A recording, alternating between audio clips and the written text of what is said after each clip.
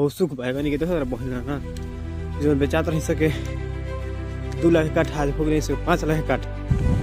हाँ तो भाई हमारा न्यू ब्लॉग में आप सबको स्वागत बा।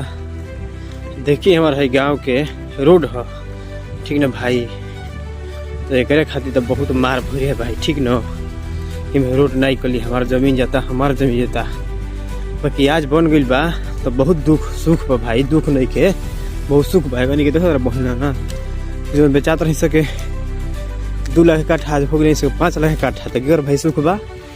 बताओ भाई खेतों लगवा नू देखो हम बोझा लेके जाता नहीं तिरपाल धान कटावे ठीक ना भाई, का करबो ये काम बा ये सब करे पड़ला ठीक ना, जिंदगी बा सब करे पड़ी भाई ठीक नू। जाता नहीं हम धान कटावे के बकाए से देखो दिनों बहुत खराब के लिए मौसम ठीक ना, घाम देखे हुआ बारिश लेखा मौसम के लिए बा ठीक ना भाई, ना कटवेबो तो सब खिला हुआ जाए धान चल जाए भगवान जी पर, भगवान जी ले चल हेनू पर और सही सब धान खराब हो गया ठीक ना भाई। तो जाता हूँ अब खेत में हम काम करे ठीक ना भाई, थ्रेसर में कटवाए के बाद धान झरवावे के बाद तो जाता नहीं इससे बोरा ले ले बनी तिरपाल ले ले बनी देखो भाई पानी ले ले बनी छोड़ा में ठीक ना भाई, चूड़ा उड़ा बा भूख लगी रखा नहीं ठीक ना भाई।